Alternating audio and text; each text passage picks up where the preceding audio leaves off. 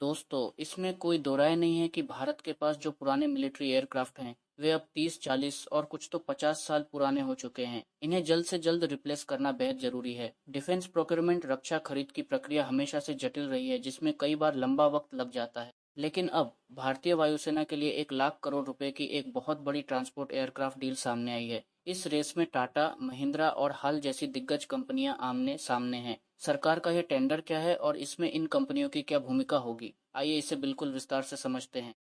इसी साल मार्च के महीने में डिफेंस एक्विजिशन काउंसिल ने एक्सेप्टेंस ऑफ नेसेसिटी को मंजूरी दी थी। इसके बाद मिनिस्ट्री ऑफ डिफेंस ने दो अलग अलग टेंडर जारी किए हैं। 60 ट्रांसपोर्ट एयरक्राफ्ट का टेंडर, जिसकी चर्चा हम इस वीडियो में कर रहे हैं। भारतीय वायुसेना के लिए 150 ट्रेनर एयरक्राफ्ट का टेंडर। सबसे खास बात है कि ये जो 60 एयरक्राफ्ट खरीदे जाएंगे, उनमें से सिर्फ 12 एयरक्राफ्ट बाहर से इंपोर्ट आयात किए जाएंगे और बाकी के 48 एयरक्राफ्ट भारत के अंदर ही किसी इंडियन कंपनी के साथ मिलकर बनाए जाएंगे।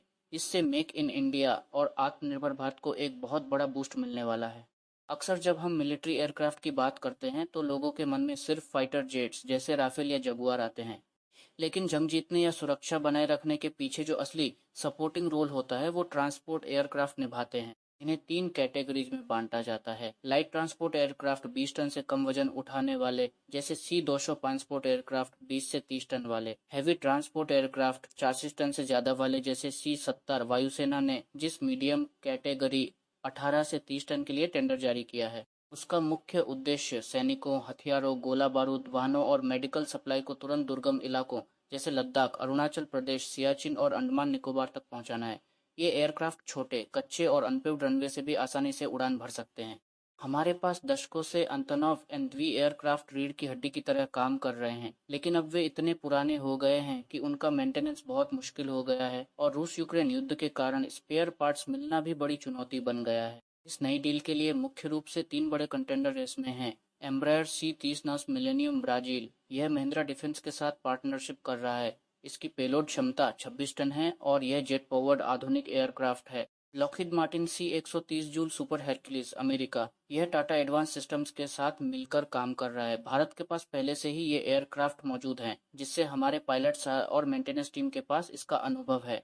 हालांकि इसकी क्षमता करीब 20 टन लोअर एंड है। एयरबस A400M अटलस, यह हाल हिंदुस्तान एरोनॉटिक्स लिमिटेड के साथ आ सकता है। इसकी क्षमता सबसे ज्यादा 37 टन है, लेकिन यह थोड़ा महंगा पड़ सकता है।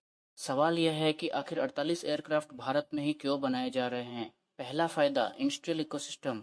एयरक्राफ्ट बनाने से एवियोनिक्स, रडार, कम्युनिकेशंस, सॉफ्टवेयर और सेंसर्स का एक बड़ा घरेलू नेटवर्क तैयार होता है। दूसरा फायदा, मेंटेनेंस, रिपेयर और ओवरहॉल। अगर हम सारे एयरक्राफ्ट विदेश से मंगाएंगे तो हर छोटी मरम्मत के लिए विदेशी कंपनियों पर निर्भर रहना पड़ेगा। भारत में मैन्युफैक्चरिंग होने से हम लाइफ टाइम मेंटेनेंस खुद संभाल सकेंगे। तीसरा फायदा, टेक्नोलॉजी और रोजगार। इससे देश में आधुनिक एरोस्पेस टेक्नोलॉजी आएगी और युवाओं के लिए बड़े पैमाने पर रोजगार के अवसर पैदा होंगे। तो दोस्तों, टाटा, महिंद्रा और हेल के बीच यह मुकाबला यह तय करेगा कि भारतीय वायुसेना का भविष्य का आसमान किसके कंधों पर होगा। आपको क्या लगता है, इनमें से कौन सा एयरक्राफ्ट भारत के लिए सबसे बेस्ट रहेगा? हमें कमेंट करके जरूर बताएं। वीडियो पसंद आया हो तो लाइक करें, शेयर करें और चैनल को सब्सक्राइब करना ना भूलें। मिलते हैं अगले वीडियो में। जय हिंद।